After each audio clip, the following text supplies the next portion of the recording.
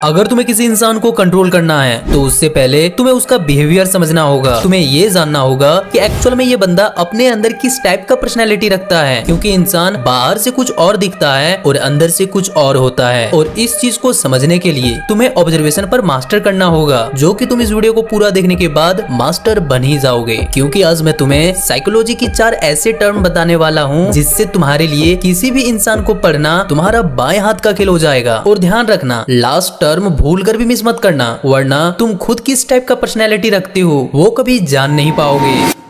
Disclaimer, ये video only educational purpose के लिए बनाया गया है, इसलिए इसका गलत यूज मत करना, क्योंकि इस वीडियो को देखने के बाद तुम दुनिया को वैसे नहीं देखोगे जैसे अभी देखते हो। अब अगर तुम रेडी हो तो चलो शुरू करते हैं the dark game of mind.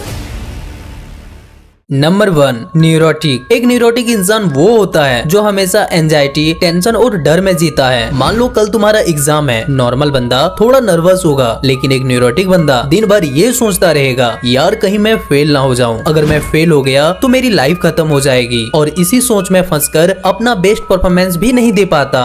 Simple शब्दों में, जो छोटी छोटी बातों पे घबरा जाता है, हर सिचुएशन में नेगेटिव आउटकम इमेजिन करता है, अपने इमोशन को कंट्रोल नहीं कर पाता और बिना वजह ओवर थिंकिंग करता है और फिर बार बार अपनी गलतियों को याद करके रिग्रेट करता है, तो एक क्लियर साइन है कि वो एक न्यूरोटिक इंसान है। और इसका इम्पैक्ट लाइफ के हर जगह दिखाई देता है, जैसे करियर में रिस्क लेने से डरता है, इसलिए ग्रोथ स्लो होती है। रिलेशनशिप में ओवर थिंकिंग और अननेसेसरी फाइट्स बढ़ जाती है, और ये छोटी छोटी प्रॉब्लम को भी बड़ा समझ लेते हैं। और धीरे धीरे सेल्फ कॉन्फिडेंस इतना गिर जाता है कि इनका डिसीजन मेकिंग वीक हो जाता है। जरा तुम ही सोच के देखो, अगर तुम्हारा दोस्त या पार्टनर हमेशा टेंशन में रहता है तो उसकी नेगेटिविटी धीरे धीरे तुम पर भी हावी हो जाएगी और धीरे धीरे तुम्हारा भी एनर्जी खत्म हो जाएगा। लेकिन यहाँ एक इंटरेस्टिंग ट्विस्ट है, न्यूरोटिक इंसान हर सिचुएशन का मल्टीपल आउटकम सोचते हैं और इसी वजह से वो अक्सर क्रिएटिव आइडियाज लाते हैं जो नॉर्मल लोग कभी इमेजिन भी नहीं कर पाते। बस उन्हें एक चीज सीखनी है, अपने स्ट्रेस को कंट्रोल करना और अपनी सोच को नेगेटिव के बजाय पॉजिटिव डायरेक्शन में देना। और अगर ये स्किल आ गया तो उनकी सबसे बड़ी वीकनेस ही सबसे बड़ी स्ट्रेंथ बन जाएगी।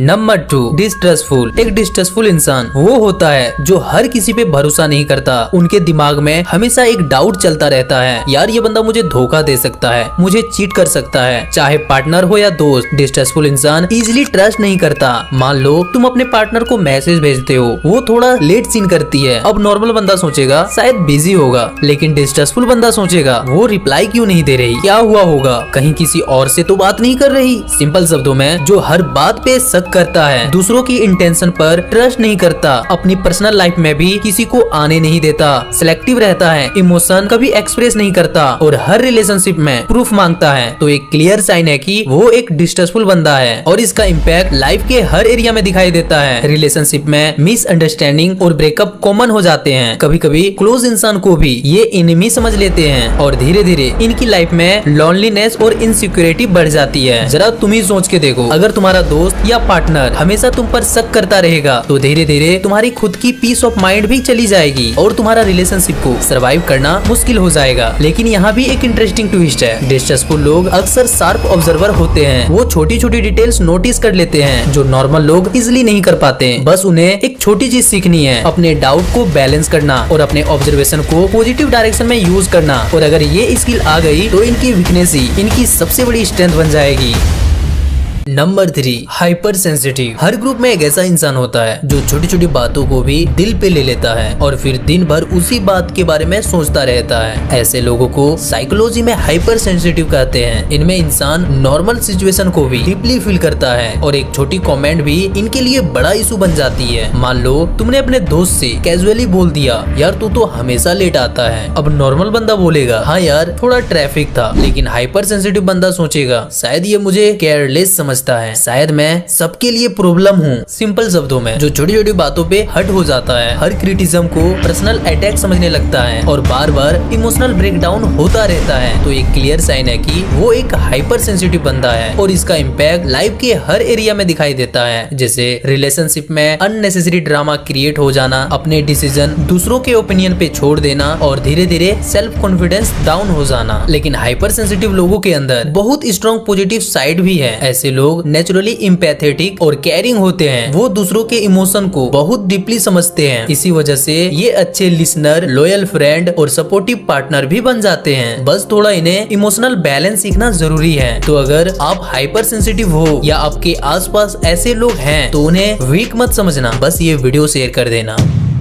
Number 4, cynical. हर ग्रुप में एक ऐसा इंसान होता है जो हर किसी पर 100% ट्रस्ट नहीं करता। हर किसी की अच्छाई उसके लिए नेगेटिव थॉट रखता है। ऐसे लोगों को साइकोलॉजी में सिनिकल कहते हैं। ऐसे लोग हमेशा मानते हैं कि दुनिया सिर्फ अपने फायदे के लिए चलती है। कोई भी इंसान उसके नजर में जेन्युइनली गुड नहीं होता। अगर तुम उनकी हेल्प कर दो तो वो सोचेगा इसके भी पीछे कोई ना कोई सेल्फिश मोटिव होगा। देखो, ऐसे सोच कभी कभी सर्वाइवल के लिए यूजफुल होती है, लेकिन अगर ये ज्यादा हो जाए तो ये इंसान के अंदर इमोशनल स्ट्रेस भर देता है और अकेलापन महसूस करवाता है। सोचो, तुम्हारे ऑफिस में एक दोस्त ने तुम्हारी रिपोर्ट कंप्लीट की और बॉस ने उसकी तारीफ कर दी। नॉर्मल इंसान सोचेगा वाह यार, इसने मेरी हेल्प की, काम बढ़िया किया। बट सिनिकल बंदा सोचेगा शायद ये अपनी इमेज बनाने के लिए ऐसा किया या मुझे बॉस की नजरों में गिराने के लिए किया। सिंपल शब्दों में, जो हर अच्छाई के पीछे हिडन मोटिव ढूंढता है, हर एक्शन के पीछे नेगेटिव सोच रखता है, ये लोग जल्दी ट्रस्ट बिल्ड नहीं कर पाते और रिलेशनशिप में हमेशा डाउट रहते हैं। तो एक क्लियर साइन है कि ये एक सिनिकल बंदा है और इसका इम्पैक्ट लाइफ के हर एरिया में दिखाई देता है, जैसे इमोशनल डिस्टेंस मेंटेन रखना, अपनी फीलिंग्स को रेयरली एक्सप्रेस करना,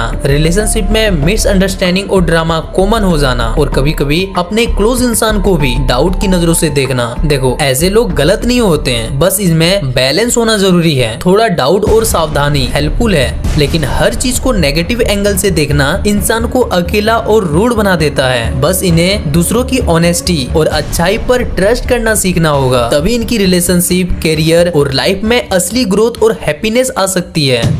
ये थे 4 साइकोलॉजिकल टर्म्स जो हर इंसान की पर्सनैलिटी का एक अलग पहलू दिखाता है। हो सकता है तुम ये सोच रहे हो मेरे लाइफ में भी ऐसा कोई इंसान है, या शायद तुम खुद इनमें से एक हो। तो याद रखो, साइकोलॉजी का नॉलेज सिर्फ समझने के लिए नहीं है, ये तुम्हें खुद को समझने, सुधरने और अपने लाइफ का कंट्रोल लेने का रास्ता देता है। और अगर तुम अपनी कमजोरियां पहचान लोगे तो उन्हें मैनेज और कंट्रोल करना भी आसान हो जाएगा। चलो, अब तुम मुझे कमेंट करके बताओ तुम्हारे अंदर कौन सी पर्सनैलिटी ज्यादातर दिखाई देता है। और हाँ, अगर तुम अपने माइंड को पावरफुल बनाना चाहते हो तो चैनल को सब्सक्राइब जरूर कर लेना और वीडियो को लाइक करना मत भूलना। मिलते हैं एक ऐसे ही पावरफुल वीडियो के साथ।